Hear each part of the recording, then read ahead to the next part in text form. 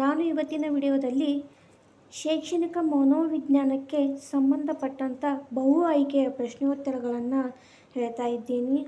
ಈ ವಿಡಿಯೋದಲ್ಲಿ ಬರ್ತಕ್ಕಂಥ ಪ್ರತಿಯೊಂದು ಕ್ವಶನ್ ಆ್ಯಂಡ್ ಆನ್ಸರ್ಗಳು ನಿಮ್ಮ TET ಆಗಿರಲಿ, GPST ಆಗಿರಲಿ, HSTRಗಳಲ್ಲಿ ಬರ್ತಕ್ಕಂಥ ಕ್ವಶನ್ ಆ್ಯಂಡ್ ಆನ್ಸರ್ಗಳಾಗಿದ್ದಾವೆ. ಆದ ಕಾರಣ ಈ ವಿಡಿಯೋದಲ್ಲಿ ಶೈಕ್ಷಣಿಕ ಮನೋವಿಜ್ಞಾನಕ್ಕೆ ಸಂಬಂಧಪಟ್ಟಂಥ 50 ಕ್ವಶನ್ ಆ್ಯಂಡ್ ಆನ್ಸರ್ಗಳನ್ನು ತಂದಿದ್ದೇನೆ. ಈ ವಿಡಿಯೋ ನಿಮಗೇನಾದರೂ ಇಷ್ಟ ಆದರೆ ಲೈಕ್ ಮಾಡಿ, ಶೇರ್ ಮಾಡಿ, ಕಮೆಂಟ್ ಮಾಡಿ, ಹಾಗೆ ಸಬ್ಸ್ಕ್ರೈಬ್ ಮಾಡ್ಕೊಳ್ಳೋದನ್ನು ಮರಿಬೇಡಿ. ಬನ್ನಿ ವಿಡಿಯೋವನ್ನು ಮುಂದುವರಿಸೋಣ.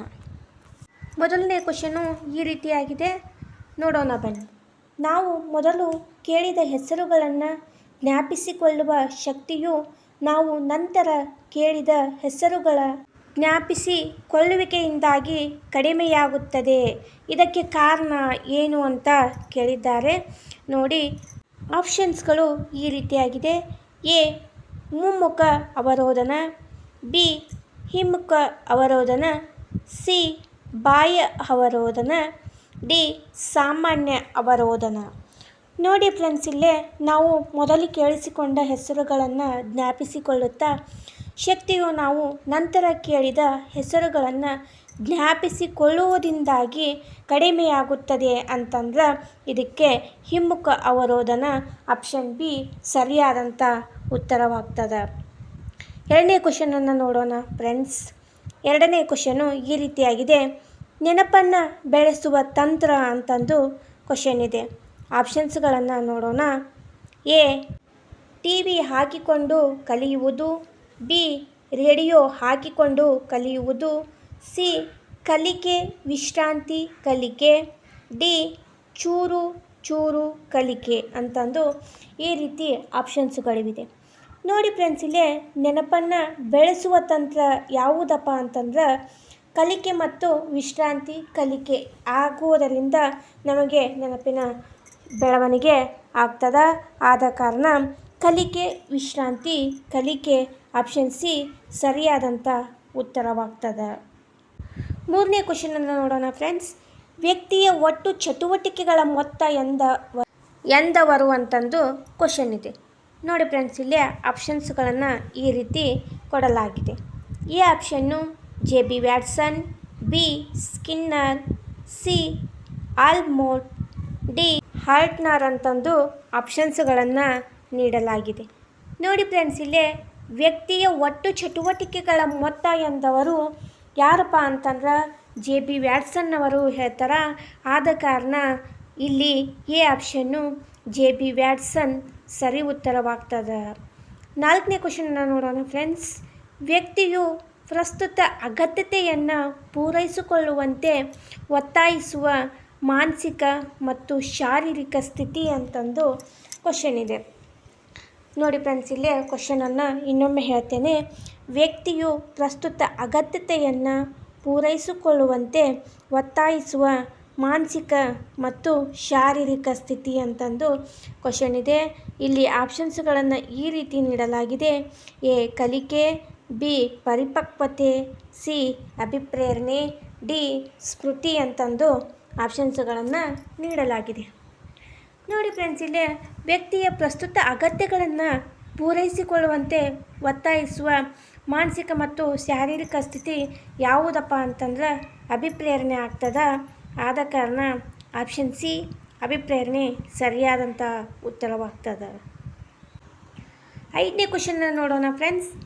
ಕಾರ್ಯದಕ್ಷತೆಯ ಉತ್ತಮ ಹಂತವನ್ನು ತಲುಪುವ ಇಚ್ಛೆಯನ್ನು ಹೀಗೆ ಎನ್ನುತ್ತೇವೆ ಅಂತಂದು ಕ್ವಶನ್ ಇದೆ. ಆಪ್ಷನ್ಸನ್ನು ನೋಡೋಣ ಫ್ರೆಂಡ್ಸ್. ಎ ಆಂತರಿಕ ಪ್ರೇರಣೆ, ಬಿ ಬಾಹ್ಯ ಅಭಿಪ್ರೇರಣೆ, ಸಿ ಸಾಧನ ಅಭಿಪ್ರೇರಣೆ, ಡಿ ಪ್ರಭುತ್ವ ಅಭಿಪ್ರೇರಣೆ ಅಂತಂದು ಆಪ್ಷನ್ಸ್ಗಳನ್ನು ನೀಡಲಾಗಿದೆ.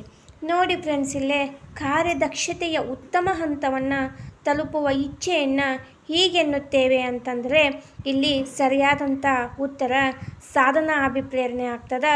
ಆದ ಕಾರಣ ಆಪ್ಷನ್ ಸಿ ಸಾಧನ ಅಭಿಪ್ರೇರಣೆ ಸರಿಯಾದಂಥ ಉತ್ತರವಾಗ್ತದೆ. ಆರನೇ ಕ್ವಶನನ್ನು ನೋಡೋಣ ಫ್ರೆಂಡ್ಸ್. ಗಂಡು ಮತ್ತು ಹೆಣ್ಣು ಮಕ್ಕಳಲ್ಲಿ ವ್ಯತ್ಯಾಸವಿಲ್ಲದಿರುವ ಅಂಶ ಯಾವುದು ಅಂತಂದು ಕ್ವಶನ್ ಇದೆ. ಆಪ್ಷನ್ಸ್ಗಳನ್ನು ನೋಡೋಣ ಫ್ರೆಂಡ್ಸ್.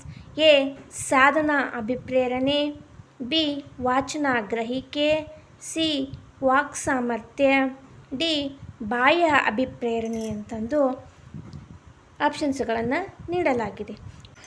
ನೋಡಿ ಫ್ರೆಂಡ್ಸ್, ಇಲ್ಲಿ ಸರಿಯಾದಂಥ ಉತ್ತರ ಯಾವುದಾಗುತ್ತಪ್ಪ ಅಂತಂದ್ರೆ ಆಪ್ಷನ್ ಡಿ ಬಾಹ್ಯ ಅಭಿಪ್ರೇರಣೆ ಸರಿಯಾದಂಥ ಉತ್ತರ ಆಗ್ತದೆ. ಯಾಕಪ್ಪ ಅಂತಂದ್ರೆ ಗಂಡು ಮತ್ತು ಹೆಣ್ಣು ಮಕ್ಕಳಲ್ಲಿ ವ್ಯತ್ಯಾಸವಿಲ್ಲದಿರುವ ಅಂಶಗಳನ್ನು ತೋರಿಸ್ತಕ್ಕಂಥದ್ದು ಬಾಹ್ಯ ಅಭಿಪ್ರೇರಣೆ ಆಗಿದೆ. 7ನೇ ಕ್ವಶನನ್ನು ನೋಡೋಣ ಫ್ರೆಂಡ್ಸ್. ಶಿಕ್ಷಕನು ಮಕ್ಕಳ ಶಕ್ತಿ ಸಾಮರ್ಥ್ಯಗಳನ್ನು ರಚನಾತ್ಮಕ ಚಟುವಟಿಕೆಗಳ ಕಡೆಗೆ ಪರವಹಿಸುವಂತೆ ಮಾಡುವುದು ಅಂತ ಕ್ವಶನ್ ಇದೆ. ಆಪ್ಷನ್ಸ್ಗಳನ್ನು ಈ ರೀತಿ ನೀಡಲಾಗಿದೆ. ಎ ಅಭಿಪ್ರೇರಣೆ, ಬಿ ಪುಷ್ಟೀಕರಣ, ಸಿ ಅನುಬಂಧನ, ಡಿ ಸ್ಫೂರ್ತಿ ಅಂತಂದು ಆಪ್ಷನ್ಸ್ಗಳನ್ನು ನೀಡಲಾಗಿದೆ. ನೋಡಿ ಫ್ರೆಂಡ್ಸ್, ಶಿಕ್ಷಕನು ಮಕ್ಕಳ ಶಕ್ತಿ ಮತ್ತು ಸಾಮರ್ಥ್ಯಗಳನ್ನು ರಚನಾತ್ಮಕ ಚಟುವಟಿಕೆಗಳ ಕಡೆಗೆ ಪರವಹಿಸುವಂತೆ ಮಾಡುವುದು ಅಭಿಪ್ರೇರಣೆಯಾಗಿರುತ್ತದೆ. ಆದ ಕಾರಣ ಇದಕ್ಕೆ ಸರಿಯಾದಂಥ ಉತ್ತರ ಆಪ್ಷನ್ ಎ ಅಭಿಪ್ರೇರಣೆ ಸರಿ ಉತ್ತರವಾಗ್ತದೆ. ಹಾಗೆ 8ನೇ ಕ್ವಶನನ್ನು ನೋಡೋಣ. ಶ್ರುತಿ ಶಕ್ತಿಯ ಮೇಲಿನ ಮೊದಲ ಪ್ರಯೋಗಗಳನ್ನು ನಡೆಸಿದ ಮನೋವಿಜ್ಞಾನಿ ಅಂತಂದು ಕ್ವಶನ್ ಇದೆ. ನೋಡಿ ಫ್ರೆಂಡ್ಸ್, ಆಪ್ಷನ್ಸ್ಗಳನ್ನು ಈ ರೀತಿ ನೀಡಲಾಗಿದೆ. A Ebbinghaus, C Ausubel, C ಸಾಗರ್, ಡಿ ಗ್ರೇಟ್ಸ್ ಅಂತ ಇದೆ. ಈ ರೀತಿ ಆಪ್ಷನ್ಸ್ಗಳನ್ನು ಕೊಡಲಾಗಿದೆ. ಇಲ್ಲಿ ಸರಿಯಾದಂಥ ಉತ್ತರ ಯಾವುದಾಗುತ್ತಂತಂದು ನೋಡೋಣ. ಶ್ರುತಿ ಶಕ್ತಿಯ ಮೇಲಿನ ಮೊದಲ ಪ್ರಯೋಗಗಳನ್ನು ನಡೆಸಿದ ಮೊದಲ ಮನೋವಿಜ್ಞಾನಿ ಯಾರಪ್ಪ ಅಂತಂದ್ರೆ ಎಬ್ಬಿಂಗ್ಹೌಸ್ ಆಗಿರ್ತಾರೆ. ಆದ ಕಾರಣ ಈ ಆಪ್ಷನ್ನು ಎಬ್ಬಿಂಗ್ಹೌಸ್ ಸರಿ ಉತ್ತರವಾಗ್ತದೆ. 9ನೇ ಕ್ವಶನನ್ನು ನೋಡೋಣ ಫ್ರೆಂಡ್ಸ್. ನಾವು ಮೊದಲು ಕೇಳಿದ ಹೆಸರುಗಳನ್ನು ಜ್ಞಾಪಿಸಿಕೊಳ್ಳುವ ಶಕ್ತಿಯು ನಾವು ನಂತರ ಕೇಳಿದ ಹೆಸರುಗಳ ಜ್ಞಾಪಿಸಿಕೊಳ್ಳುವಿಕೆಯಿಂದಾಗಿ ಕಡಿಮೆಯಾಗುತ್ತದೆ. ಇದಕ್ಕೆ ಕಾರಣ ಅಂತಂದು ಕ್ವಶನ್ ಇದೆ. ನೋಡೋಣ ಫ್ರೆಂಡ್ಸ್, ಆಪ್ಷನ್ಸ್ಗಳನ್ನು ಈ ರೀತಿ ನೀಡಲಾಗಿದೆ. ಎ ಮುಮ್ಮುಖ ಅವರೋಧನ, ಬಿ ಹಿಮ್ಮುಖ ಅವರೋಧನ, ಸಿ ಬಾಹ್ಯ ಅವರೋಧನ, ಡಿ ಸಾಮಾನ್ಯ ಅವರೋಧನ ಅಂತಂದು ಆಪ್ಷನ್ಸ್ಗಳನ್ನು ನೀಡಲಾಗಿದೆ. ನೋಡಿ ಫ್ರೆಂಡ್ಸ್, ಮೊದಲು ನಾವು ಕೇಳಿಸಿದ ಹೆಸರುಗಳನ್ನು ಜ್ಞಾಪಿಸಿಕೊಳ್ಳುವ ಶಕ್ತಿಯಾಗಿರಲಿ, ನಾವು ನಂತರ ಕೇಳಿದ ಹೆಸರುಗಳನ್ನು ಜ್ಞಾಪಿಸಿಕೊಳ್ಳುವಿಕೆಯಿಂದಾಗಿ ಕಡಿಮೆಯಾಗುತ್ತಾ ಬರ್ತಕ್ಕಂಥದ್ದು ಹಿಮ್ಮುಖ ಅವರೋಧನ. ಇದಕ್ಕೆ ಸರಿಯಾದಂಥ ಉತ್ತರವಾಗ್ತದೆ. ಆದ ಕಾರಣ ಆಪ್ಷನ್ ಬಿ ಹಿಮ್ಮುಖ ಅವರೋಧನ ಇದಕ್ಕೆ ಸರಿ ಉತ್ತರವಾಗ್ತದೆ. 10ನೇ ಕ್ವಶನನ್ನು ನೋಡೋಣ ಫ್ರೆಂಡ್ಸ್. 10ನೇ ಕ್ವಶನು ಪುನರಾವರ್ತನೆಯು ಇದಕ್ಕೆ ಸಹಾಯಕ ಅಂತಂದು ಕ್ವಶನ್ ಇದೆ. ಆಪ್ಷನ್ಸ್ಗಳನ್ನು ನೋಡೋಣ ಫ್ರೆಂಡ್ಸ್. ಎ ಕಲಿಯುತ್ತಿರುವ ವಿಷಯವನ್ನು ಪುಷ್ಟೀಕರಣಗೊಳಿಸಲು, ಬಿ ಕಲಿಕಾ ಸಾಮಗ್ರಿ ಬಲವರ್ಧನೆ ಮಾಡಲು, ಸಿ ವಿಷಯವನ್ನು ಸೂಕ್ತ ರೀತಿಯಲ್ಲಿ ಮಾಡಲು, ಡಿ ನಮ್ಮ ಮೆದುಳಿನಲ್ಲಿ ಸ್ಮೃತಿ ಜಾಲ ಮೂಡಿಸಲು ಅಂತಂದು ಆಪ್ಷನ್ಸ್ಗಳನ್ನು ನೀಡಲಾಗಿದೆ. ನೋಡಿ ಫ್ರೆಂಡ್ಸ್, ಪುನರಾವರ್ತನೆಯು ಇದಕ್ಕೆ ಸಹಾಯಕ ಅಂತಂದ್ರೆ ಇಲ್ಲಿ ಸರಿಯಾದಂಥ ಉತ್ತರ ಯಾವುದಾಗುತ್ತಪ್ಪ ಅಂತಂದ್ರೆ ಕಲಿಯುತ್ತಿರುವ ವಿಷಯವನ್ನು ಪುಷ್ಟೀಕರಣಗೊಳಿಸುವುದು. ಆಪ್ಷನ್ ಎ ಇಲ್ಲಿ ಸರಿಯಾದಂಥ ಉತ್ತರವಾಗ್ತದೆ. ಈಗ 12ನೇ ಕ್ವಶನನ್ನು ನೋಡೋಣ. ಈ ಮೂಲಕ ಜ್ಞಾಪಕ ಶಕ್ತಿಯನ್ನು ವೃದ್ಧಿಸಬಹುದು ಅಂತಂದು ಕ್ವಶನ್ ಇದೆ. ಆಪ್ಷನ್ಸ್ಗಳನ್ನು ನೋಡ್ತಾ ಹೋಗೋಣ.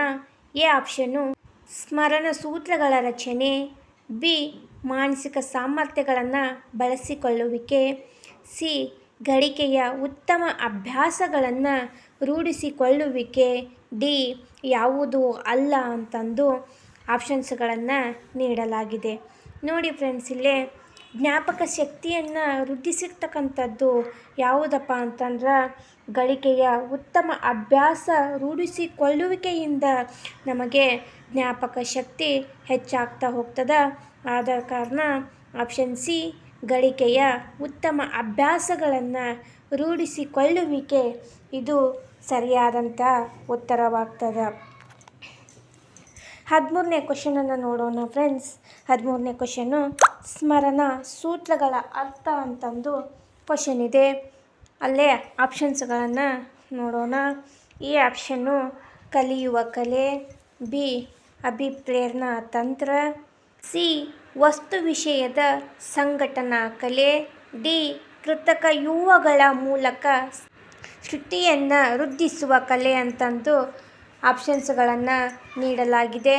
ನೋಡಿ ಫ್ರೆಂಡ್ಸ್, ಇಲ್ಲಿ ಸ್ಮರಣ ಸೂತ್ರಗಳ ಅರ್ಥ ಏನಂತ ಆಗ್ತದಪ್ಪ ಅಂತಂದ್ರೆ ಕೃತಕ ಯುವಗಳ ಮೂಲಕ ಶ್ರುತಿಯನ್ನು ವೃದ್ಧಿಸುವ ಕಲೆ. ಆಪ್ಷನ್ ಡಿ ಸರಿಯಾದಂಥ ಉತ್ತರವಾಗ್ತದೆ. 14ನೇ ಕ್ವಶನನ್ನು ನೋಡೋಣ ಫ್ರೆಂಡ್ಸ್.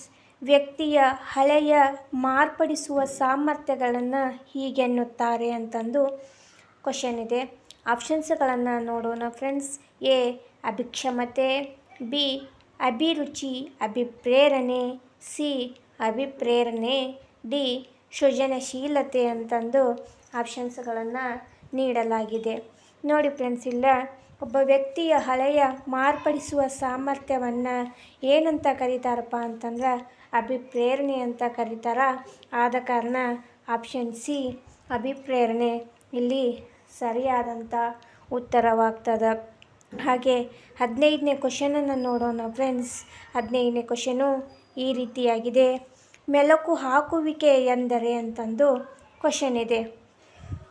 ಆಪ್ಷನನ್ನು ನೋಡೋಣ ಫ್ರೆಂಡ್ಸ್. ಈ ಆಪ್ಷನ್ನು ಮಾಹಿತಿಯು STMನಲ್ಲಿದ್ದಾಗ ಮೌನವಾಗಿ ಮಾನಸಿಕವಾಗಿ ಮಾಹಿತಿಯ ತುಣುಕುಗಳನ್ನು ಪುನರಾವರ್ತಿಸುವಿಕೆ. ಬಿ ಆಪ್ಷನನ್ನು ನೋಡೋಣ ಫ್ರೆಂಡ್ಸ್. ಮಾಹಿತಿಯನ್ನು ವ್ಯವಸ್ಥಿತವಾಗಿ ವರ್ಗೀಕರಿಸುವಿಕೆ. ಸಿ ಆಪ್ಷನ್ನು ಮಾಹಿತಿಯ ಮರುತ್ಪಾದನೆ ಮಾಡುವ ಮುಂಚಿತ ಹಂತ. ಡಿ ಆಪ್ಷನ್ನು ಮಾಹಿತಿಯ ಆಯ್ಕೆಗಾಗಿ ಮೀಸಲಾದ ಸಂಸ್ಕರಣೆಯ ಹಂತ ಅಂತಂದು ಆಪ್ಷನ್ಸ್ಗಳನ್ನು ನೀಡಲಾಗಿದೆ. ನೋಡಿ ಫ್ರೆಂಡ್ಸ್, ಇಲ್ಲಿ ಮೆಲುಕು ಹಾಕುವಿಕೆ ಎಂದರೆ ಅಂತಂದು ಕ್ವಶನಿಗೆ ಸರಿಯಾದಂಥ ಉತ್ತರ ಯಾವುದಾಗುತ್ತಪ್ಪ ಅಂತಂದ್ರೆ ಆಪ್ಷನ್ ಎ ಮಾಹಿತಿಯು STMನಲ್ಲಿದ್ದಾಗ ಮೌನವಾಗಿ ಮಾನಸಿಕವಾಗಿ ಮಾಹಿತಿಯ ತುಣುಕುಗಳನ್ನು ಪುನರಾವರ್ತಿಸುವಿಕೆ. ಈ ಆಪ್ಷನ್ನು ಸರಿ ಉತ್ತರವಾಗ್ತದೆ. ಈಗ 16ನೇ ಕ್ವಶನ್ನ ನೋಡೋಣ ಫ್ರೆಂಡ್ಸ್. ಮಂದಗತಿಯಲ್ಲಿ ಕಲಿಯುವವರ ಗುಣ ಈ ಕೆಳಗಿನವುಗಳಲ್ಲಿ ಯಾವುದಿಲ್ಲ ಅಂತಂದು ಕ್ವಶನ್ ಇದೆ. ನೋಡೋಣ ಫ್ರೆಂಡ್ಸ್ ಆಪ್ಷನ್ಸ್ಗಳನ್ನು. ಎ ಆಪ್ಷನ್ನು ಸಮನ್ವಯತೆಯ ಕೊರತೆ, ಬಿ ಅಸಮರ್ಪಕ ವಿಚಾರ ಕೌಶಲ್ಯ, ಸಿ ಅನಪೇಕ್ಷಿತ ಸಾಮಾಜಿಕ ಗುಣ, ಡಿ ತಾಂತ್ರಿಕ ಆಲೋಚನೆ ಅಂತಂದು ಆಪ್ಷನ್ಸ್ಗಳನ್ನು ನೀಡಲಾಗಿದೆ. ನೋಡಿ ಫ್ರೆಂಡ್ಸ್, ಇಲ್ಲೇ ಮಂದಗತಿಯಲ್ಲಿ ಕಲಿಯುವರ ಗುಣ ಯಾವುದಾಗಿರ್ತದಪ್ಪ ಅಂತಂದ್ರೆ ತಾರ್ಕಿಕ ಆಲೋಚನೆ.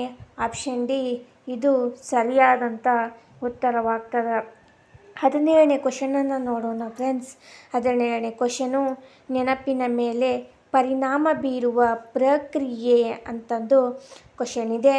ಇಲ್ಲಿ ಆಪ್ಷನ್ಸ್ಗಳನ್ನು ನೋಡೋಣ ಫ್ರೆಂಡ್ಸ್.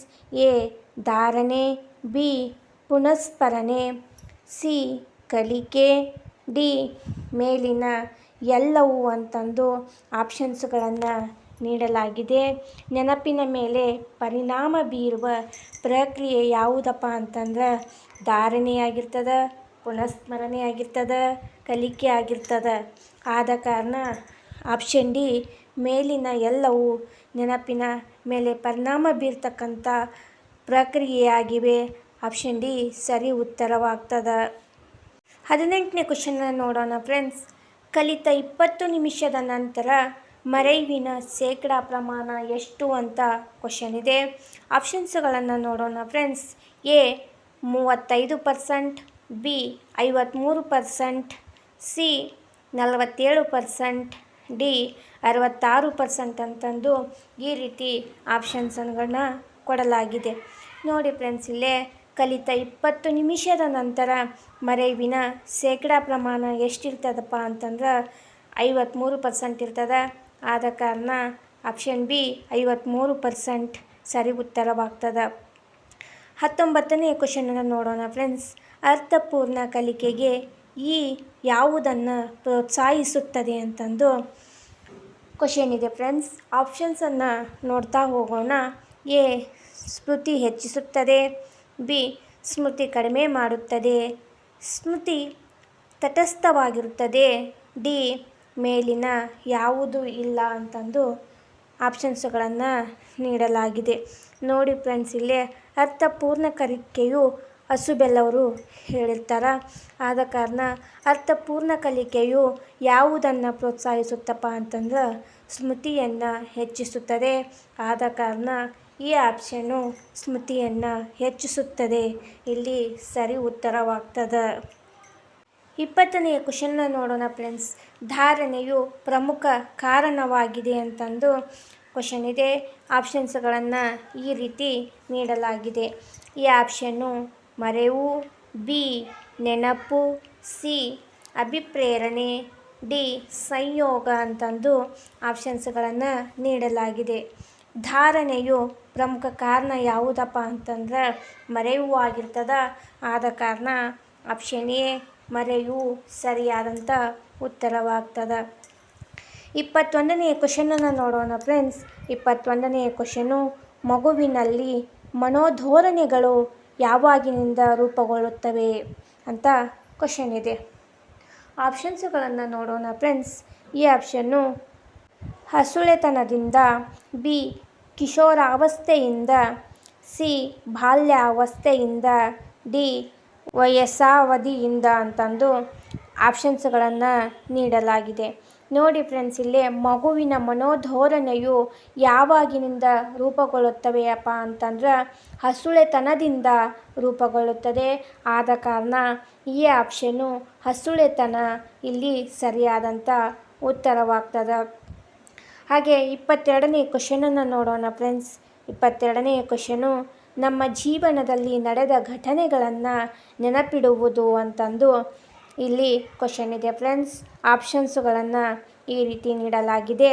ಎ ಆಪ್ಷನ್ನು ಶಾಬ್ದಿಕ ಸ್ಮೃತಿ, ಬಿ ಪ್ರಾಸಂಗಿಕ ಸ್ಮೃತಿ, ಸಿ ಜ್ಞಾನೇಂದ್ರಿಯ ಸ್ಮೃತಿ, ಡಿ ಅಲ್ಪಕಾಲಿಕ ಸ್ಮೃತಿ ಅಂತಂದು ಆಪ್ಷನ್ಸ್ಗಳನ್ನು ನೀಡಲಾಗಿದೆ. ನೋಡಿ ಫ್ರೆಂಡ್ಸ್, ಇಲ್ಲೇ ನಮ್ಮ ಜೀವನದಲ್ಲಿ ನಡೆದ ಘಟನೆಗಳನ್ನು ನೆನಪಿಡುವುದು ಯಾವುದಪ್ಪ ಅಂತಂದ್ರೆ ಪ್ರಾಸಂಗಿಕ ಸ್ಮೃತಿಯ ಮೂಲಕ. ಆದ ಕಾರಣ ಆಪ್ಷನ್ ಬಿ ಪ್ರಾಸಂಗಿಕ ಸ್ಮೃತಿ ಇಲ್ಲಿ ಸರಿಯಾದಂಥ ಉತ್ತರವಾಗ್ತದೆ. 23ನೇ ಕ್ವಶನನ್ನು ನೋಡೋಣ ಫ್ರೆಂಡ್ಸ್. 23ನೇ ಕ್ವಶನು ಒಬ್ಬ ವ್ಯಕ್ತಿ ಏಕಾಂಗಿತನ ಬಯಸುತ್ತಾನೆ. ಈ ವ್ಯಕ್ತಿ ಕೆಳಗಿನ ಯಾವ ಗುಂಪಿಗೆ ಸೇರುತ್ತಾನೆ ಅಂತ ಕ್ವಶನ್ ಇದೆ. ನೋಡಿ ಫ್ರೆಂಡ್ಸ್, ಇಲ್ಲಿ ಆಪ್ಷನ್ಸ್ಗಳನ್ನು ಈ ರೀತಿ ನೀಡಲಾಗಿದೆ.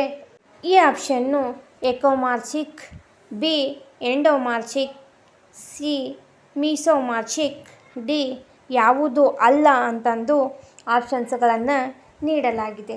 ನೋಡಿ ಫ್ರೆಂಡ್ಸ್, ಇಲ್ಲ ಒಬ್ಬ ವ್ಯಕ್ತಿ ಏಕಾಂಗಿತನವನ್ನು ಬಯಸುತ್ತಾನೆ. ವ್ಯಕ್ತಿ ಕೆಳಗಿನ ಯಾವ ಗುಂಪಿಗೆ ಸೇರುತ್ತಾನೆ ಅಂತಪ್ಪ ಅಂತಂದ್ರೆ ಎಂಡೋಮಾರ್ಚಿಕ್ ಅಂತ ಇದಕ್ಕೆ ಈ ಗುಂಪಿಗೆ ಸೇರ್ತಾನೆ. ಆದ ಕಾರಣ ಬಿ ಆಪ್ಷನ್ನು ಎಂಡೋಮಾರ್ಚಿಕ್ ಇದು ಸರಿಯಾದಂಥ ಉತ್ತರವಾಗ್ತದೆ. 24ನೇ ಕ್ವಶನನ್ನು ನೋಡೋಣ ಫ್ರೆಂಡ್ಸ್. 24ನೇ ಕ್ವಶನು ಮೋಟಿವೇಶನ್ ಎಂಬ ಪದವು ಈ ಕೆಳಗಿನ ಭಾಷೆಯಿಂದ ಬಂದಿದೆ ಅಂತಂದು ಕ್ವಶನ್ ಇದೆ ಫ್ರೆಂಡ್ಸ್. ಆಪ್ಷನ್ಸನ್ನು ನೋಡೋಣ. A Latin, B Greek, C Chinese, D Sanskrit ಅಂತಂದು ಆಪ್ಷನ್ಸ್ಗಳನ್ನು ಈ ರೀತಿ ಕೊಡಲಾಗಿದೆ. ನೋಡಿ ಫ್ರೆಂಡ್ಸ್, ಇಲ್ಲೇ ಮೋಟಿವೇಶನ್ ಎಂಬ ಪದವು ಲ್ಯಾಟಿನ್ ಭಾಷೆಯಿಂದ ಬಂದಿರತಕ್ಕಂಥ ಪದವಾಗಿದೆ. ಆದ ಕಾರಣ ಇಲ್ಲಿ ಆಪ್ಷನ್ ಎ ಲ್ಯಾಟಿನ್ ಇದು ಸರಿಯಾದಂಥ ಉತ್ತರವಾಗ್ತದೆ. 25ನೇ ಕ್ವಶನನ್ನು ನೋಡೋಣ ಫ್ರೆಂಡ್ಸ್. ಅಭಿಪ್ರೇರಣೆ ಎನ್ನುವುದು ಕಲಿಕೆಗೆ ಅಂತಂದು ಕ್ವಶನ್ ಇದೆ. ಆಪ್ಷನ್ಸ್ಗಳನ್ನು ನೋಡೋಣ ಫ್ರೆಂಡ್ಸ್.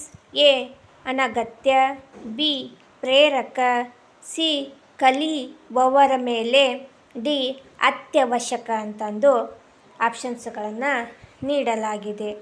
ನೋಡಿ ಫ್ರೆಂಡ್ಸ್, ಇಲ್ಲೇ ಅಭಿಪ್ರೇರಣೆ ಎನ್ನುವುದು ಯಾವ ಕಲಿಕೆಗೆ ಮೇಲೆಗೆ ಇರುತ್ತದೆಯಪ್ಪ ಅಂತಂದ್ರೆ ಅತ್ಯವಶ್ಯಕಗಳ ಮೇಲೆ ಇರುತ್ತದೆ. ಆದ ಕಾರಣ ಆಪ್ಷನ್ ಡಿ ಅತ್ಯವಶ್ಯಕ ಸರಿಯಾದಂಥ ಉತ್ತರವಾಗ್ತದೆ. 26ನೇ ಕ್ವಶನ್ನ ನೋಡೋಣ ಫ್ರೆಂಡ್ಸ್. ಪ್ರೇರಣೆಯ ಪ್ರಕಾರಗಳು ಇಲ್ಲದಿರುವುದು ಅಂತಂದು ಕ್ವಶನ್ ಇದೆ. ಆಪ್ಷನ್ಸ್ಗಳನ್ನು ನೋಡೋಣ ಫ್ರೆಂಡ್ಸ್. ಎ ಆಂತರಿಕ, ಬಿ ಬಾಹ್ಯ, ಸಿ ಜೈವಿಕ, ಡಿ ಮನೋವಿಜ್ಞಾನ ಅಂತಂದು ಆಪ್ಷನ್ಸ್ಗಳನ್ನು ನೀಡಲಾಗಿದೆ. ಇಲ್ಲಿ ಪ್ರೇರಣೆಯ ಪ್ರಕಾರಗಳು ಇಲ್ಲದಿರ್ತಕ್ಕಂಥದ್ದು ಯಾವುದಪ್ಪ ಅಂತಂದ್ರೆ ಮನೋವಿಜ್ಞಾನವಾಗಿದೆ. ಆದ ಕಾರಣ ಡಿ ಮನೋವಿಜ್ಞಾನ ಸರಿ ಉತ್ತರವಾಗ್ತದೆ. 27ನೇ ಕ್ವಶನನ್ನು ನೋಡೋಣ ಫ್ರೆಂಡ್ಸ್. ಬಾಹ್ಯ ಪ್ರಚೋದನೆಯ ಪ್ರಕಾರಗಳು ಅಂತಂದು ಕ್ವಶನ್ ಇದೆ. ಆಪ್ಷನ್ಸ್ಗಳನ್ನು ನೋಡೋಣ ಫ್ರೆಂಡ್ಸ್. ಎ ಹಿತಕರ ವಿಕರ್ಷಣೆ, ಬಿ ಅಹಿತಕರ ವಿಕರ್ಷಣೆ, ಸಿ ಮಾನಸಿಕ ವಿಕರ್ಷಣೆ, ಡಿ ಎ ಮತ್ತು ಬಿ ಅಂತಂದು ಆಪ್ಷನ್ಸ್ಗಳನ್ನು ನೀಡಲಾಗಿದೆ. ನೋಡಿ ಫ್ರೆಂಡ್ಸ್, ಇಲ್ಲಿ ಬಾಹ್ಯ ಪ್ರಚೋದನೆಯ ಪ್ರಕಾರಗಳು ಯಾವಪ್ಪ ಅಂತಂದ್ರೆ ಹಿತಕರ ವಿಕರ್ಷಣೆ ಮತ್ತು ಅಹಿತಕರ ವಿಕರ್ಷಣೆ ಬಾಹ್ಯ ಪ್ರಚೋದನೆಯ ಪ್ರಕಾರಗಳಾಗಿರ್ತವು. ಆದ ಕಾರಣ ಆಪ್ಷನ್ ಡಿ ಎ ಮತ್ತು ಬಿ ಹಿತಕರ ಮತ್ತು ಅಹಿತಕರ ವಿಕರ್ಷಣೆ ಈ ಕ್ವಶನ್ಗೆ ಸರಿಯಾದಂಥ ಉತ್ತರವಾಗ್ತದೆ. 28ನೇ ಕ್ವಶನ್ನ ನೋಡೋಣ ಫ್ರೆಂಡ್ಸ್. ಸಂಗೀತ, ನೃತ್ಯ, ಅಭಿರುಚಿ ಇವುಗಳ ಉದಾಹರಣೆಯಾಗಿರುವ ಅಂತಂದು ಕ್ವಶನ್ ಇದೆ. ಆಪ್ಷನ್ಸ್ಗಳನ್ನು ಈ ರೀತಿ ನೀಡಲಾಗಿದೆ. ಎ ಹಿತಕರ ವಿಕರ್ಷಣೆ, ಬಿ ಅಹಿತಕರ ವಿಕರ್ಷಣೆ, ಸಿ ಮಾನಸಿಕ ವಿಕರ್ಷಣೆ, ಡಿ ಭೌತಿಕ ವಿಕರ್ಷಣೆ ಅಂತಂದು ಆಪ್ಷನ್ಸ್ಗಳನ್ನು ನೀಡಲಾಗಿದೆ ಫ್ರೆಂಡ್ಸ್. ನೋಡಿ ಫ್ರೆಂಡ್ಸ್, ಇಲ್ಲಿ ಸಂಗೀತ, ನೃತ್ಯ, ಅಭಿರುಚಿ ಇವಕ್ಕೆ ಯಾವ ಉದಾಹರಣೆ ಆಗಿದಪ್ಪ, ಇವುಗಳು ಯಾವುದಕ್ಕೆ ಉದಾಹರಣೆಗಳಾಗಿದ್ದಾವೆಪ್ಪ ಅಂತಂದ್ರೆ ಅಹಿತಕರ ವಿಕರ್ಷಣೆಗೆ ಉದಾಹರಣೆಗಳಾಗಿದ್ದಾವೆ. ಆದ ಕಾರಣ ಆಪ್ಷನ್ ಬಿ ಅಹಿತಕರ ವಿಕರ್ಷಣೆ ಇದಕ್ಕೆ ಸರಿಯಾದಂಥ ಉತ್ತರವಾಗ್ತದೆ. 29ನೇ ಕ್ವಶನನ್ನು ನೋಡೋಣ ಫ್ರೆಂಡ್ಸ್. ಸಮಗ್ರ ಕೃತಿ ಮನೋವಿಜ್ಞಾನದ ಸಂಪ್ರದಾಯವನ್ನು ಪ್ರತಿಪಾದಿಸಿದವನು ಅಂತಂದು ಕ್ವಶನ್ ಇದೆ ಫ್ರೆಂಡ್ಸ್. ನೋಡಿ ಫ್ರೆಂಡ್ಸ್, ಇನ್ನೊಂದು ಕ್ವಶನನ್ನು ಹೇಳ್ತಾ ಇದ್ದೀನಿ. ಸಮಗ್ರ ಕೃತಿ ಮನೋವಿಜ್ಞಾನದ ಸಂಪ್ರದಾಯವನ್ನು ಪ್ರತಿಪಾದಿಸಿದವರು ಯಾರು ಅಂತ ಕ್ವಶನ್ ಇದೆ. ಇಲ್ಲಿ ಆಪ್ಷನ್ಸ್ಗಳನ್ನು ಈ ರೀತಿ ಕೊಡಲಾಗಿದೆ. ಎ ಪರ್ಲಾ, B Herbert Spencer, C Max Wertheimer, D Carl ಗುಪ್ತಾಯಂಗ್ ಅಂತಂದು ಆಪ್ಷನ್ಸ್ಗಳನ್ನು ನೀಡಲಾಗಿದೆ. ನೋಡಿ ಫ್ರೆಂಡ್ಸ್, ಇಲ್ಲೇ ಸಮಗ್ರ ಕೃತಿ ಮನೋವಿಜ್ಞಾನದ ಸಂಪ್ರದಾಯವನ್ನು ಪ್ರತಿಪಾದಿಸಿದವರು ಮ್ಯಾಕ್ಸ್ ವರ್ದಿಮರ್ ಅವರಾಗಿರ್ತಾರೆ. ಆದ ಕಾರಣ ಆಪ್ಷನ್ ಸಿ ಮ್ಯಾಕ್ಸ್ ವರ್ದಿಮರ್ ಸರಿಯಾದಂಥ ಉತ್ತರವಾಗ್ತದೆ. 30ನೇ ಕ್ವಶನನ್ನು ನೋಡೋಣ ಫ್ರೆಂಡ್ಸ್. 30ನೇ ಕ್ವಶನು. ಶಾಬ್ದಿಕ ಅಭಿವ್ಯಕ್ತತೆಯನ್ನು ವಿಧಾನದಲ್ಲಿ ಅಳತೆ ಮಾಡಬಹುದು ಅಂತಂದು ಕ್ವಶನ್ ಇದೆ ಫ್ರೆಂಡ್ಸ್. ಆಪ್ಷನ್ಸನ್ನು ನೋಡೋಣ. ಎ ಪ್ರತ್ಯಕ್ಷ, ಬಿ ಪರೋಕ್ಷ, ಸಿ ಅಪ್ರತ್ಯಕ್ಷ ಅಂತಂದು ಆಪ್ಷನ್ಸ್ಗಳನ್ನು ನೀಡಲಾಗಿದೆ. ನೋಡಿ ಫ್ರೆಂಡ್ಸ್, ಇಲ್ಲೇ ಶಾಬ್ದಿಕ ಅಭಿವ್ಯಕ್ತತೆಯನ್ನು ಪ್ರತ್ಯಕ್ಷ ಅಳತೆಯ ಮಾಡಬಹುದು. ಆದ ಕಾರಣ ಇಲ್ಲಿ ಆಪ್ಷನ್ ಎ ಪ್ರತ್ಯಕ್ಷ ಅಳತೆ ಇದಕ್ಕೆ ಸರಿಯಾದಂಥ ಉತ್ತರವಾಗ್ತದೆ. ಈಗ 31ನೇ ಕ್ವಶನನ್ನು ನೋಡೋಣ ಫ್ರೆಂಡ್ಸ್. ಪ್ರೇರಿತ ಮರವನ್ನು ಪ್ರತಿಪಾದಿಸಿದವರು ಎಲ್ಲಿ ಅಂತಂದು ಕ್ವಶನ್ ಇದೆ. ಆಪ್ಷನ್ಸ್ಗಳನ್ನು ಈ ರೀತಿ ನೀಡಲಾಗಿದೆ. ಈ option Sigmund Freud, B Watson, C Kohler, D Skinner ಅಂತ ಆಪ್ಷನ್ಗಳನ್ನು ಕೊಡಲಾಗಿದೆ. ನೋಡಿ ಫ್ರೆಂಡ್ಸ್, ಇಲ್ಲೇ ಪ್ರೇರಿತ ಮರವನ್ನು ಪ್ರತಿಪಾದಿಸಿದವರು ಯಾರಪ್ಪ ಅಂತಂದ್ರೆ ಸಿಗ್ಮಂಡ್ ಫ್ರಾಯ್ಡ್ ಅವರು ಆಗಿರ್ತಾರೆ. ಆದ ಕಾರಣ ಈ ಕ್ವಶನ್ಗೆ ಸರಿಯಾದಂಥ ಉತ್ತರ ಆಪ್ಷನ್ ಎ ಸಿಗ್ಮಂಡ್ ಫ್ರಾಯ್ಡ್ ಸರಿ ಉತ್ತರವಾಗ್ತದೆ. 32ನೇ ಕ್ವಶನನ್ನು ನೋಡೋಣ ಫ್ರೆಂಡ್ಸ್. ಕಲಿಕಾ ವರ್ಗಾವಣೆಯ ಅರ್ಥವೇನೆಂದರೆ ಅಂತಂದು ಕ್ವಶನ್ ಇದೆ. ಆಪ್ಷನ್ಸ್ಗಳನ್ನು ನೋಡ್ತಾ ಹೋಗೋಣ. ಆಪ್ಷನ್ಸ್ಗಳು ಈ ರೀತಿಯಾಗಿವೆ. ಎ ಆಪ್ಷನ್ನು ಕಲಿಕೆ ಇಲ್ಲ, ಬಿ ಆಪ್ಷನ್ನು ಕಲಿಕೆ ಕ್ಷೀಣಿಸುತ್ತದೆ, ಸಿ ಆಪ್ಷನ್ನು ಕಲಿಕೆ ಏರ್ಪಡಿಸುತ್ತದೆ, ಡಿ ಆಪ್ಷನ್ನು ಬೇರೆ ವಿಷಯದಲ್ಲಿ ಕಲಿಕೆ ಉಂಟಾಗುತ್ತದೆ ಅಂತಂದು ಆಪ್ಷನ್ಸ್ಗಳನ್ನು ನೀಡಲಾಗಿದೆ. ನೋಡಿ ಫ್ರೆಂಡ್ಸ್, ಇಲ್ಲೇ ಕಲಿಕಾ ವರ್ಗಾವಣೆಯ ಅರ್ಥ ಏನಾಗ್ತದಪ್ಪ ಅಂತಂದ್ರೆ ಬೇರೆ ವಿಷಯದಲ್ಲಿ ಕಲಿಕೆ ಉಂಟು ಮಾಡುತ್ತದೆ ಅಂತಂದು ಆಪ್ಷನ್ ಡಿ ಸರಿ ಉತ್ತರವಾಗ್ತದೆ. 33ನೇ ಕ್ವಶನ್ನ ನೋಡೋಣ ಫ್ರೆಂಡ್ಸ್. ಬಾಹ್ಯವಾಗಿ ಅಭಿಪ್ರೇರಿಸಲ್ಪಟ್ಟ ಒಬ್ಬ ಆಟಗಾರ ಆಡುವುದು ಅಂತಂದು ಕ್ವಶನ್ ಇದೆ ಫ್ರೆಂಡ್ಸ್. ಆಪ್ಷನ್ಸ್ಗಳನ್ನು ಈ ರೀತಿ ನೀಡಲಾಗಿದೆ. ಎ ಆಪ್ಷನ್ನು ಮನೋರಂಜನೆಗಾಗಿ, ಬಿ ಗಳಿಕೆಗಾಗಿ, ಸಿ ವೈಯಕ್ತಿಕ ತೃಪ್ತಿಗಾಗಿ ಅಂತಂದು ಆಪ್ಷನ್ಸ್ಗಳನ್ನು ಕೊಡಲಾಗಿದೆ. ಬಾಹ್ಯವಾಗಿ ಅಭಿಪ್ರೇರಿಸಲ್ಪಟ್ಟ ಒಬ್ಬ ಆಟಗಾರ ಆಡುವುದು ಯಾವಾಗಪ್ಪ ಅಂತಂದ್ರೆ ತನ್ನ ಗಳಿಕೆಗಾಗಿ ಆಗಿರ್ತದೆ. ಆದ ಕಾರಣ ಆಪ್ಷನ್ ಬಿ ಗಳಿಕೆಗಾಗಿ ಸರಿ ಉತ್ತರವಾಗ್ತದೆ. 34ನೇ ಕ್ವಶನ್ನ ನೋಡೋಣ ಫ್ರೆಂಡ್ಸ್. ಹಸಿವು, ಬಾಯಾರಿಕೆ, ಮೈಥುನ, ಆಯಾಸ ಇವುಗಳು ಅಂತಂದು ಕ್ವಶನ್ ಇದೆ. ಆಪ್ಷನ್ಸ್ಗಳನ್ನು ನೋಡ್ತಾ ಹೋಗೋಣ. ಆಪ್ಷನ್ ಎ ಪ್ರಧಾನ ಪ್ರೇರಣೆ, ಬಿ ಅನುಷಂಗಿಕ ಪ್ರೇರಣೆ, ಸಿ ಆರ್ಥಿಕ ಪ್ರೇರಣೆ, ಡಿ ಸಾಮಾಜಿಕ ಪ್ರೇರಣೆ ಅಂತಂದು ಆಪ್ಷನ್ಸ್ಗಳನ್ನು ಈ ರೀತಿ ಕೊಡಲಾಗಿದೆ. ನೋಡಿ ಫ್ರೆಂಡ್ಸ್, ಇಲ್ಲೇ ಹಸಿವು ಆಗಿರಲಿ, ಬಾಯಾರಿಕೆ ಆಗಿರಲಿ, ಮೈಥುನ, ಆಯಾಸ ಇವು ಪ್ರಧಾನ ಪ್ರೇರಣೆ ಆಗಿರ್ತದೆ. ಆದ ಕಾರಣ ಆಪ್ಷನ್ ಎ ಪ್ರಧಾನ ಪ್ರೇರಣೆ ಇದಕ್ಕೆ ಸರಿಯಾದಂಥ ಉತ್ತರವಾಗ್ತದೆ. 35ನೇ ಕ್ವಶನನ್ನು ನೋಡೋಣ. ವಂಶಾಭಿವೃದ್ಧಿ, ದಾಂಪತ್ಯದ ಸುಖ ಸಂತೋಷಗಳು, ಪ್ರೀತಿ ವಾತ್ಸಲ್ಯಗಳು, ನೋವು ನಲಿವುಗಳು ಇವುಗಳು ಅಂತಂದು ಕ್ವಶನ್ ಇದೆ ಫ್ರೆಂಡ್ಸ್. ಆಪ್ಷನ್ಸ್ಗಳನ್ನು ನೋಡೋಣ. ಎ ಆಪ್ಷನ್ನು ಲೈಂಗಿಕ ಪ್ರೇರಣೆ, ಬಿ ಆಪ್ಷನ್ನು ಮೂಲ ಪ್ರೇರಣೆ, ಸಿ ಆಪ್ಷನ್ನು ಪ್ರಧಾನ ಪ್ರೇರಣೆ, ಡಿ ಆಪ್ಷನ್ನು ಸಾಮಾಜಿಕ ಪ್ರೇರಣೆ ಅಂತಂದು ಈ ರೀತಿಯಾಗಿ ಆಪ್ಷನ್ಸ್ಗಳನ್ನು ಕೊಡಲಾಗಿದೆ. ನೋಡಿ ಫ್ರೆಂಡ್ಸ್, ಇಲ್ಲಿ ವಂಶಾಭಿವೃದ್ಧಿ, ದಾಂಪತ್ಯದ ಸುಖ ಸಂತೋಷಗಳು, ಪ್ರೀತಿ ವಾತ್ಸಲ್ಯಗಳು, ನೋವು ನಲಿಗಳು ಇವು ಪ್ರಧಾನ ಪ್ರೇರಣೆಗಳಾಗಿರುತ್ತವೆ. ಆದ ಕಾರಣ ಆಪ್ಷನ್ ಸಿ ಪ್ರಧಾನ ಪ್ರೇರಣೆ ಇದು ಸರಿಯಾದಂಥ ಉತ್ತರವಾಗ್ತದೆ. 36ನೇ ಕ್ವಶನ್ನ ನೋಡೋಣ ಫ್ರೆಂಡ್. ಅವಧಾನದ ತಾಯಿ ಎಂದು ಕರೆಯಲಾಗಿದೆ ಅಂತಂದು ಕ್ವಶನ್ ಇದೆ. ಆಪ್ಷನ್ಸನ್ನು ನೋಡ್ತಾ ಹೋಗೋಣ. ಎ ಆಪ್ಷನ್ನು ಆಸಕ್ತಿ, ಬಿ ಪ್ರೇರಣೆ, ಸಿ ಅಪ್ರತ್ಯಕ್ಷ, ಡಿ ಯಾವುದರಿಂದ ಸಾಧ್ಯವಿಲ್ಲ ಅಂತಂದು ಆಪ್ಷನ್ಸ್ಗಳನ್ನು ಕೊಡಲಾಗಿದೆ. ನೋಡಿ ಫ್ರೆಂಡ್ಸ್, ಇಲ್ಲೇ ಅವಧಾನದ ತಾಯಿ ಅಂತಂದು ಆಸಕ್ತಿಯನ್ನು ಕರೀತಾರೆ. ಆದ ಕಾರಣ ಅವಧಾನದ ತಾಯಿ ಆಪ್ಷನ್ ಎ ಆಸಕ್ತಿ ಇದು ಸರಿಯಾದಂಥ ಉತ್ತರವಾಗ್ತದೆ. 37ನೇ ಕ್ವಶನನ್ನು ನೋಡೋಣ. ಶಾಬ್ದಿಕ ಅಭಿವ್ಯಕ್ತಿಯನ್ನು ವಿಧಾನದಲ್ಲಿ ಅಳತೆ ಮಾಡಬಹುದು ಅಂತಂದು ಕ್ವಶನ್ ಇದೆ. ಆಪ್ಷನ್ಸ್ಗಳನ್ನು ನೋಡ್ತಾ ಹೋಗೋಣ. ಎ ಆಪ್ಷನ್ನು ಪ್ರತ್ಯಕ್ಷ, ಬಿ ಪರೋಕ್ಷ, ಸಿ ಅಪ್ರತ್ಯಕ್ಷ, ಡಿ ಯಾವುದರಿಂದ ಸಾಧ್ಯವಿಲ್ಲ ಅಂತಂದು ಆಪ್ಷನ್ಸ್ಗಳನ್ನು ನೀಡಲಾಗಿದೆ. ನೋಡಿ ಫ್ರೆಂಡ್ಸ್, ಇಲ್ಲಿ ಶಾಬ್ದಿಕ ಅಭಿವ್ಯಕ್ತಿಯನ್ನು ಡ್ಯಾಶ್ ವಿಧಾನದಲ್ಲಿ ಅಳತೆ ಮಾಡಬಹುದು ಅಂದರೆ ಅಪ್ರತ್ಯಕ್ಷ ವಿಧಾನದ ಮೂಲಕ ಶಾಬ್ದಿಕ ಅಭಿವ್ಯಕ್ತಿಯನ್ನು ಅಳತೆ ಮಾಡಬಹುದು.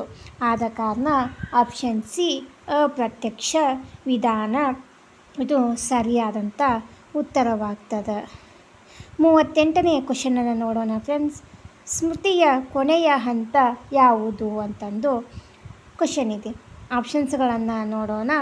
ಎ ಕಲಿಕೆ, ಬಿ ಅಭಿಜ್ಞಾನ, ಸಿ ಧಾರಣೆ ಅಂತಂದು ಆಪ್ಷನ್ಸ್ಗಳನ್ನು ನೀಡಲಾಗಿದೆ. ನೋಡಿ ಫ್ರೆಂಡ್ಸ್, ಇಲ್ಲಿ ಸ್ಮೃತಿಯ ಕೊನೆಯ ಹಂತ ಅಭಿಜ್ಞಾನ ಬರ್ತದೆ. ಆದ ಕಾರಣ ಆಪ್ಷನ್ ಬಿ ಅಭಿಜ್ಞಾನ ಇದು ಸರಿಯಾದಂಥ ಉತ್ತರವಾಗ್ತದೆ. 39ನೇ ಕ್ವಶನು. ಈ ಕೆಳಗಿನ ಯಾವುದು ಬಹುವರ್ಗ ಬೋಧನೆಯ ಲಕ್ಷಣವಲ್ಲ ಅಂತಂದು ಕ್ವಶನ್ ಆಪ್ಷನ್ಸ್ಗಳನ್ನು ನೋಡ್ತಾ ಹೋಗೋಣ ಫ್ರೆಂಡ್ಸ್. ಎ ಆಪ್ಷನ್ನು ವಿದ್ಯಾರ್ಥಿಯ ಸ್ವಯಂ ಕಲಿಕೆ, ಬಿ ಗುಂಪು ಚಟುವಟಿಕೆ, ಸಿ ಕಲಿಕೆಯ ಉಲ್ಲಾಸದಾಯಕವಾಗಿರುತ್ತದೆ, ಡಿ ಕಲಿಕೆಯು ಹೆಚ್ಚು ಒತ್ತಡದಿಂದ ಕೂಡಿರುತ್ತದೆ ಅಂತಂದು ಆಪ್ಷನ್ಸ್ಗಳನ್ನು ನೀಡಲಾಗಿದೆ. ನೋಡಿ ಫ್ರೆಂಡ್ಸ್, ಇಲ್ಲಿ ಬಹುವರ್ಗ ಬೋಧನೆಯ ಲಕ್ಷಣ ಯಾವುದಪ್ಪ ಅಂತಂದ್ರೆ ಕಲಿಕೆಯು ಹೆಚ್ಚು ಒತ್ತಡದಿಂದ ಕೂಡಿರುತ್ತದೆ. ಆದ ಕಾರಣ ಆಪ್ಷನ್ ಡಿ ಕಲಿಕೆಯು ಹೆಚ್ಚು ಒತ್ತಡದಿಂದ ಕೂಡಿರುತ್ತದೆ ಎಂಬುದು ಇದಕ್ಕೆ ಸರಿಯಾದಂಥ ಉತ್ತರವಾಗ್ತದೆ. 40ನೇ ಕ್ವಶನು, ತರಗತಿ ಪ್ರಕ್ರಿಯೆಯಲ್ಲಿ ಶಿಕ್ಷಕರಿಗೆ ಮಕ್ಕಳ ಚಿಂತನೆಯನ್ನು ತಿಳಿಯುವ ಕಿಟಕಿಗಳಾಗಿ ಕಾರ್ಯನಿರ್ವಹಿಸುವುದು ಅಂತಂದು ಕ್ವಶನ್ ಇದೆ ಫ್ರೆಂಡ್ಸ್. ಆಪ್ಷನ್ಸ್ಗಳನ್ನು ನೋಡೋಣ. ಎ ಆಪ್ಷನ್ನು ಮಕ್ಕಳ ತೀವ್ರ ಪ್ರತಿಕ್ರಿಯೆ, ಆಪ್ಷನ್ ಬಿ ಮಕ್ಕಳ ಬಹುಮುಖ ವ್ಯಕ್ತಿತ್ವ, ಆಪ್ಷನ್ ಸಿ ಮಕ್ಕಳು ಮಾಡುವ ತಪ್ಪುಗಳು, ಡಿ ಮಕ್ಕಳ ಮಾನವೀಯ ಅಭಿವ್ಯಕ್ತಿ ಅಂತಂದು ಆಪ್ಷನ್ಸ್ಗಳನ್ನು ನೀಡಲಾಗಿದೆ. ನೋಡಿ ಫ್ರೆಂಡ್ಸ್, ಇಲ್ಲಿ ತರಗತಿಯಲ್ಲಿ ಪ್ರಕ್ರಿಯೆ ಶಿಕ್ಷಕರಿಗೆ ಮಕ್ಕಳ ಚಿಂತನೆಯನ್ನು ತಿಳಿಯುವ ಕಿಟಕಿಗಳಾಗಿ ಕಾರ್ಯನಿರ್ವಹಿಸುವುದು ಮಕ್ಕಳು ಮಾಡುವಂಥ ತಪ್ಪುಗಳಿಂದ. ಆದ ಕಾರಣ ಆಪ್ಷನ್ ಸಿ ಮಕ್ಕಳು ಮಾಡುವ ತಪ್ಪುಗಳು ಇದಕ್ಕೆ ಸರಿಯಾದಂಥ ಉತ್ತರವಾಗ್ತದೆ. 41ನೇ ಕ್ವಶನ್ನು ಈ ರೀತಿಯಾಗಿದೆ. ಸ್ಮೃತಿ ಸಂಗ್ರಹಣಾ ಮಾದರಿಯನ್ನು ರೂಪಿಸಿದ ಶ್ರೇಯಸ್ಸು ಇವರಿಗೆ ಸಲ್ಲುತ್ತದೆ. ಆಪ್ಷನ್ಸ್ಗಳನ್ನು ನೋಡೋಣ. ಎ ಆಟ್ಕಿನ್ಸನ್ ಮತ್ತು ಶಫ್ರಿನ್, ಬಿ ಪಿಯಾಜೆ ಮತ್ತು ಬ್ರೂನರ್, ಸಿ ಫ್ರಾಯ್ಡ್ ಮತ್ತು ವುಡ್ವರ್ತ್, ಡಿ ಡೈನಿಸ್ ಮತ್ತು ಸ್ಕ್ಯಾಪ್ ಅಂತಂದು ಆಪ್ಷನ್ಸ್ಗಳನ್ನು ಕೊಡಲಾಗಿದೆ. ನೋಡಿ ಫ್ರೆಂಡ್ಸ್, ಇಲ್ಲಿ ಸ್ಮೃತಿ ಸಂಗ್ರಹಣಾ ಮಾದರಿಯನ್ನು ರೂಪಿಸಿದ ಶ್ರೇಯಸ್ಸು ಯಾರಿಗೆ ಸಲ್ಲುತ್ತದೆಪ್ಪ ಅಂತಂದ್ರೆ ಆಟ್ಕಿನ್ಸನ್ ಮತ್ತು ಶಫ್ರಿನ್ ಅವರಿಗೆ ಸಲ್ಲುತ್ತದೆ. ಆದ ಕಾರಣ ಈ ಆಪ್ಷನ್ನು ಆಟ್ಕಿನ್ಸನ್ ಮತ್ತು ಶಫ್ರಿನ್ ಸರಿಯಾದಂಥ ಉತ್ತರವಾಗ್ತದೆ. 42ನೇ ಕ್ವಶನನ್ನು ನೋಡೋಣ. ವರ್ತನೆಯನ್ನು ಹುರಿದುಂಬಿಸುವ, ಘೋಷಿಸುವ ಮತ್ತು ನಿರ್ದೇಶಿಸುವ ಸಂಕೀರ್ಣ ಆಂತರಿಕ ಪ್ರಕ್ರಿಯೆಗಳ ಸಂಯೋಜನೆಯೇ ಅಂತಂದು ಕ್ವಶನ್ ಇದೆ. ಆಪ್ಷನ್ಸ್ಗಳನ್ನು ಈ ರೀತಿ ನೀಡಲಾಗಿದೆ. ಈ ಆಪ್ಷನ್ನು ಅಭಿವ್ಯಕ್ತಿ, ಬಿ ಕಲಿಕೆ, ಸಿ ಅಭಿಪ್ರೇರಣೆ, ಡಿ ಸ್ಮೃತಿ ಅಂತಂದು ಆಪ್ಷನ್ಸ್ಗಳನ್ನು ಕೊಡಲಾಗಿದೆ. ವರ್ತನೆಯನ್ನು ಹುರಿದುಂಬಿಸುವ, ಘೋಷಿಸುವ ಮತ್ತು ನಿರ್ದೇಶಿಸುವ ಸಂಕೀರ್ಣ ಆಂತರಿಕ ಪ್ರಕ್ರಿಯೆಗಳ ಸಂಯೋಜನೆಯೇ ಅಭಿಪ್ರೇರಣೆ. ಆದ ಕಾರಣ ಆಪ್ಷನ್ ಸಿ ಅಭಿಪ್ರೇರಣೆ ಸರಿ ಉತ್ತರವಾಗ್ತದೆ. 43ನೇ ಕ್ವಶನ್ನ ನೋಡೋಣ. ಮಗು ಅಕ್ಷರಾಭ್ಯಾಸ ಮಾಡುವ ವಿಧಾನ ಅಂತ ಕ್ವಶನ್ ಇದೆ. ಎ ಪ್ರಯತ್ನ ದೋಷ, ಬಿ ಅನುಕರಣೆ, ಸಿ ಒಳನೋಟ, ಡಿ ಪರಿವರ್ತನಾ ರೀತಿ ಅಂತಂದು ಆಪ್ಷನ್ಸ್ಗಳನ್ನು ಕೊಡಲಾಗಿದೆ. ನೋಡಿ ಫ್ರೆಂಡ್ಸ್, ಇಲ್ಲೇ ಮಗು ಅಕ್ಷರಾಭ್ಯಾಸ ಯಾವ ವಿಧಾನದ ಮೂಲಕ ಮಾಡ್ತದಪ್ಪ ಅಂತಂದ್ರೆ ಪ್ರಯತ್ನ ದೋಷದ ಮುಖಾಂತರ ಮಗು ತನ್ನ ಅಕ್ಷರಾಭ್ಯಾಸವ ಮಾಡ್ತದೆ. ಆದ ಕಾರಣ ಆಪ್ಷನ್ ಎ ಪ್ರಯತ್ನ ದೋಷ ಇಲ್ಲಿ ಸರಿಯಾದಂಥ ಉತ್ತರವಾಗ್ತದೆ. 44ನೇ ಕ್ವಶನು, ಪರಿಪಕ್ವತೆ ಈ ಕೆಳಗಿನ ಯಾವುದರಲ್ಲಿ ಸಹಾಯ ಮಾಡುತ್ತದೆ ಅಂತಂದು ಕ್ವಶನ್ ಇದೆ. ಆಪ್ಷನ್ಸ್ಗಳನ್ನು ನೋಡೋಣ. ಎ ಕಲಿಕೆ, ಬಿ ಕಲ್ಪನೆ, ಸಿ ಹಗಲುಗನಸು, ಡಿ ಊಹೆ ಅಂತಂದು ಆಪ್ಷನ್ಸ್ಗಳನ್ನು ಕೊಡಲಾಗಿದೆ. ನೋಡಿ ಫ್ರೆಂಡ್ಸ್, ಇಲ್ಲಿ ಪರಿಪಕ್ವತೆ ಯಾವುದರಲ್ಲಿ ಸಹಾಯ ಮಾಡುತ್ತದೆ ಅಂತಂದ್ರೆ ಕಲಿಕೆಯ ಮೇಲೆ ಸಹಾಯ ಮಾಡುತ್ತದೆ. ಆದ ಕಾರಣ ಆಪ್ಷನ್ ಎ ಕಲಿಕೆ ಸರಿಯಾದಂಥ ಉತ್ತರವಾಗ್ತದೆ. 45ನೇ ಕ್ವಶನ್ನ ನೋಡೋಣ ಫ್ರೆಂಡ್ಸ್. 45ನೇ ಕ್ವಶನು, ಮಂದಗಾಮಿಯು ಕಲಿಕಾರ್ಥಿಯು ಅಂತಂದು ಕ್ವಶನ್ ಇದೆ. ಆಪ್ಷನ್ಸ್ಗಳನ್ನು ನೋಡ್ತಾ ಹೋಗೋಣ. ಆಪ್ಷನ್ ಎ ಸಾಮಾನ್ಯ ಬುದ್ಧಿಶಕ್ತಿ ಹೊಂದಿರುವ ಮಗು, ಬಿ ಸರಾಸರಿ ಬುದ್ಧಿಶಕ್ತಿಯು ಕೆಳಮಟ್ಟದಲ್ಲಿರುವ ಮಗು. ಸಿ. ಸರಾಸರಿ ಬುದ್ಧಿಶಕ್ತಿಗಿಂತ ಮೇಲ್ಪಟ್ಟದಲ್ಲಿರುವ ಮಗು. ಡಿ. ಬುದ್ಧಿಶಕ್ತಿಯಲ್ಲಿ ಹಿಂದುಳಿದ ಮಗು ಅಂತ ಇಲ್ಲಿ ಆಪ್ಷನ್ಸ್ಗಳನ್ನು ಕೊಡಲಾಗಿದೆ. ನೋಡಿ ಫ್ರೆಂಡ್ಸ್, ಇಲ್ಲಿ ಮಂದಗಾಮಿ ಕಲಿಕಾರ್ಥಿಯು ಅಂತಂದು ಕೇಳಿದ್ದಾರೆ ಕ್ವಶನನ್ನು. ಇಲ್ಲಿ ಸರಿಯಾದಂಥ ಉತ್ತರ ಆಪ್ಷನ್ ಬಿ. ಸರಾಸರಿ ಬುದ್ಧಿಶಕ್ತಿಯು ಕೆಳಮಟ್ಟದಲ್ಲಿರುವ ಮಗು ಮಂದಗಾಮಿಯ ಕಲಿಕಾರ್ಥಿಯಾಗಿರುತ್ತದೆ ಅಂತಂದು ಹೇಳಲಾಗುತ್ತದೆ. 46ನೇ ಕ್ವಶನ್ನು ಫ್ರೆಂಡ್ಸ್, ಮನೋಧೋರಣೆಯು ಅಂತಂದು ಕ್ವಶನ್ ಇದೆ. ಆಪ್ಷನ್ಸ್ಗಳನ್ನು ನೋಡ್ತಾ ಹೋಗೋಣ ಫ್ರೆಂಡ್ಸ್. ಆಪ್ಷನ್ ಎ ಅನುವಂಶೀಯ ವರ್ತನೆ, ಆಪ್ಷನ್ ಬಿ ಕಲಿಕೆಯ ವರ್ತನೆ, ಆಪ್ಷನ್ ಸಿ ಕಲಿಕೆ ಮತ್ತು ಅನುವಂಶೀಯ ವರ್ತನೆ, ಆಪ್ಷನ್ ಡಿ ಸ್ವಾಭಾವಿಕ ವರ್ತನೆ ಅಂತಂದು ಆಪ್ಷನ್ಸ್ಗಳನ್ನು ಕೊಡಲಾಗಿದೆ ಫ್ರೆಂಡ್ಸ್. ನೋಡಿ ಫ್ರೆಂಡ್ಸ್, ಇಲ್ಲೇ ಮನೋಧೋರಣೆ ಅಂತಂದರೆ ಕಲಿಕೆಯ ವರ್ತನೆಯಾಗಿರ್ತದೆ. ಆದ ಕಾರಣ ಆಪ್ಷನ್ ಬಿ ಕಲಿಕೆಯ ವರ್ತನೆ ಇದು ಸರಿಯಾದಂಥ ಉತ್ತರವಾಗ್ತದೆ. 47ನೇ ಕ್ವಶನನ್ನು ನೋಡೋಣ ಫ್ರೆಂಡ್ಸ್. ಮನೋವಿಜ್ಞಾನದ ವಿಷಯದ ಅಧ್ಯಯನವು ಈ ಕೆಳಗಿನ ಯಾವ ಅಂತಿಮ ಉದ್ದೇಶವನ್ನು ಈಡೇರಿಸುತ್ತದೆ ಅಂತಂದು ಕ್ವಶನ್ ಇದೆ. ಆಪ್ಷನ್ಸ್ಗಳನ್ನು ನೋಡೋಣ ಫ್ರೆಂಡ್ಸ್. ಈ ಆಪ್ಷನ್ನು ವ್ಯಕ್ತಿಗಳ ವರ್ತನೆಯನ್ನು ವೀಕ್ಷಿಸುವುದು, ಆಪ್ಷನ್ ಬಿ ವ್ಯಕ್ತಿಗಳ ವರ್ತನೆಯನ್ನು ವರ್ಗೀಕರಿಸುವುದು, ಆಪ್ಷನ್ ಸಿ ವ್ಯಕ್ತಿಗಳ ವರ್ತನೆಯನ್ನು ಸಾಮಾನ್ಯೀಕರಿಸುವುದು, ಆಪ್ಷನ್ ಡಿ ವ್ಯಕ್ತಿಗಳ ವರ್ತನೆಯನ್ನು ಪರಿವರ್ತಿಸುವುದು ಅಂತಂದು ಆಪ್ಷನ್ಸ್ಗಳನ್ನು ಕೊಡಲಾಗಿದೆ. ನೋಡಿ ಫ್ರೆಂಡ್ಸ್, ಇಲ್ಲೇ ಮನೋವಿಜ್ಞಾನದ ವಿಷಯದ ಅಧ್ಯಯನವು ಕೆಳಗಿನ ಯಾವ ಅಂತಿಮ ಉದ್ದೇಶವನ್ನು ಈಡೇರಿಸುತ್ತದೆ ಅಂತಂದರೆ ವ್ಯಕ್ತಿಗಳ ವರ್ತನೆಯನ್ನು ಪರಿವರ್ತಿಸುತ್ತದೆ. ಆದ ಕಾರಣ ಆಪ್ಷನ್ ಡಿ ವ್ಯಕ್ತಿಗಳ ಪರಿವರ್ತನೆಯನ್ನು ವರ್ತಿಸುವುದು ಸರಿಯಾದಂಥ ಉತ್ತರವಾಗಿರುತ್ತದೆ.